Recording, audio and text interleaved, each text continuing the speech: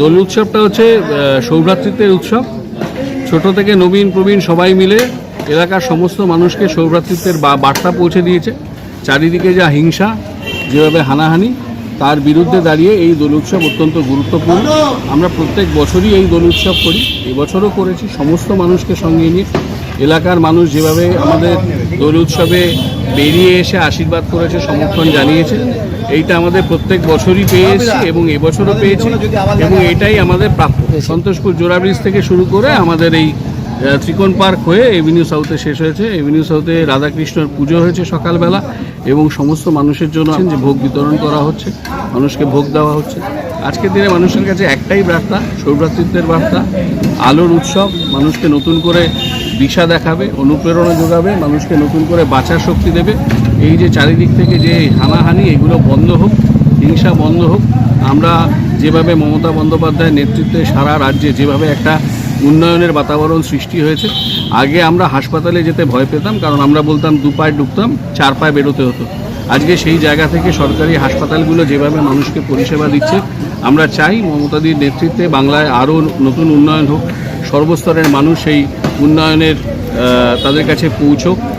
যত বেশি মানুষের কাছে উন্নয়ন পৌঁছবে, তত বেশি আমাদের সমস্ত তৃণমূল কংগ্রেস পরিবারের মানুষদের বিনয়ী হতে হবে, মানুষের কাছে পৌঁছতে হবে। আমরা মানুষের কাছে প্রতিনিয়ত পৌঁছচ্ছি বিভিন্ন কর্মসূচির মধ্য দিয়ে। আমরা বিভিন্ন ধরনের আমাদের দলীয় কর্মীরা সবার বাড়ি বাড়ি যাচ্ছে, ভোটার লিস্টের কাজ নিয়ে মানুষের কাছে তাদের বক্তব্য তুলে ধরতে আমরা মানুষের কাছে পৌঁছচ্ছি। চতুর্থ বর্ষ এন্টায়ার সমাজটাই হয়ে গেছে টু সাম এক্সটেন্ট কর্পোরেট ছোঁয়া হয়ে গেছে। আজকে সমস্ত কিছুতেই একটা কর্পোরেটের ব্যাপার আছে। আমরাও পারতাম কিন্তু শুধুমাত্র এই জায়গাটায় সুন্দর করে সাজিয়ে এই দোল উৎসবটা করতে, তাতে আমরা কত সংখ্যক মানুষের কাছে পৌঁছতাম, শুধুমাত্র এই অঞ্চলের মানুষের কাছে পৌঁছতাম। কিন্তু এই যে প্রভাত ফেরিটা যে রাস্তা দিয়ে আসলো, আমরা কিন্তু তত সংখ্যক মানুষের কাছে রিচ করি।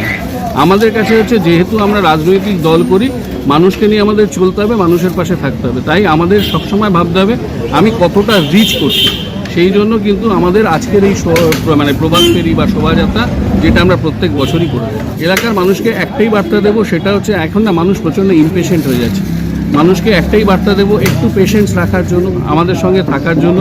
যদি চলার পথে কোথাও ভুলভ্রান্তি হয় আমাদের সরাসরি বলবেন, আমরা নিজেদেরকে শুধরে নেব, কিন্তু আমাদের সঙ্গে থাকুন, উন্নয়নের সঙ্গে থাকুন, মমতাদের সঙ্গে থাকুন। 2026 আমরা অ্যাবসলিউট মেজরিটির কথা বাদ দিন, আমরা 230 সিট নিয়ে আসবো, কারণ পশ্চিমবাংলায় আর কোনো রাজনৈতিক শক্তি এই মুহূর্তে নেই। শুভেন্দু অধিকারীর হলদিয়ার এমএলএ, সিটিং এমএলএ, সে জয়েন করছে। তা হলদিয়ার সিটিং এমএলএর আস্থা শুভেন্দু অধিকারীর ওপর নেই, তো সেখানে রাসবিহারীর মানুষের আস্থা শুভেন্দু অধিকারীর ওপর আসবে কী করে? আমরা ইংলিশে একটা কথা বলি, চ্যারিটি বিগিনস অ্যাট হোম। যেখানে হোমের মানুষের সমর্থন নেই, যেখানে হোমের মানুষের আস্থা নেই, সেখানে বিদেশ বিভুঁয়ে চলে এসে ভবানীপুর থেকে জিতবে এত সস্তা। আমরা বলি মানুষ বিধায়ক হবে বা মানুষ বিধায়িকা হবে, কোনো ধর্ম না। এখন রাজনীতির আফিম দিয়ে, ওই যে একটা সময় একটা কবিতা পড়তাম না, যে ধর্মের নেশাতে বুথ করে মানুষকে রাখো। শুভেন্দু অধিকারীরা এখন রাজনীতি সেই খেলায় নেমেছে। এতদিন ছিল আরজি করে দেখলো সব হারিয়ে গেল, তার আগে ছিল সন্দেশখালী, মানুষ বুঝে গেল। একটা এপিসোড শুভেন্দু অধিকারী খুঁজে খুঁজে বার করেন, এবার হচ্ছে ধর্মের এপিসোড চলছে।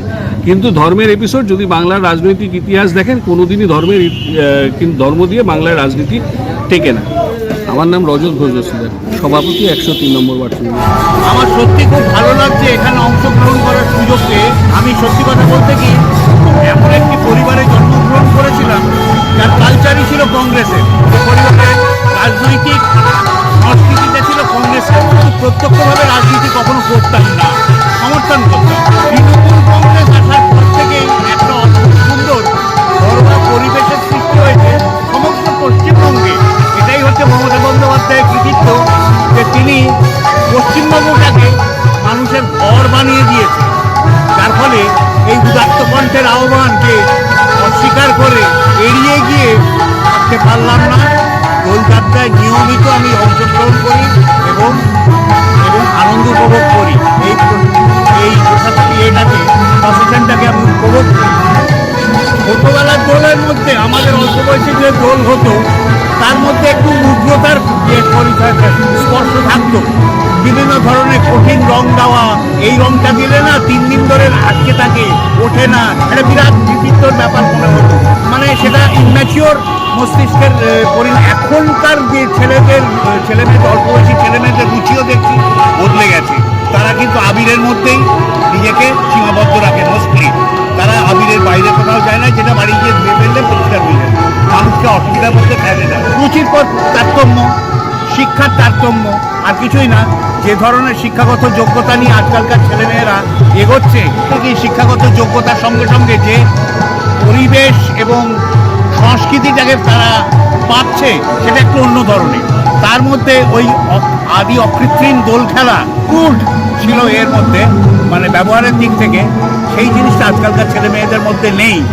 তাছাড়া কম্পিউটারের যুগে তারা অনেকেই দেখে প্রচণ্ড কাজের চাপে ব্যস্ত থাকে, তারা সময়ও দিতে পারে না, সময় পেলেও ক্লান্ত হয়ে থাকে, তার ফলে তারা ঠিক সেইভাবে অ্যাক্টিভলি পার্টিসিপেট করতে পারে না। আমার নাম অঞ্জন মুখোপাধ্যায়। কর্মী এবং সমর্থক লিখতে পারেন তৃণমূল কংগ্রেস 103 নম্বর ওয়ার্ড।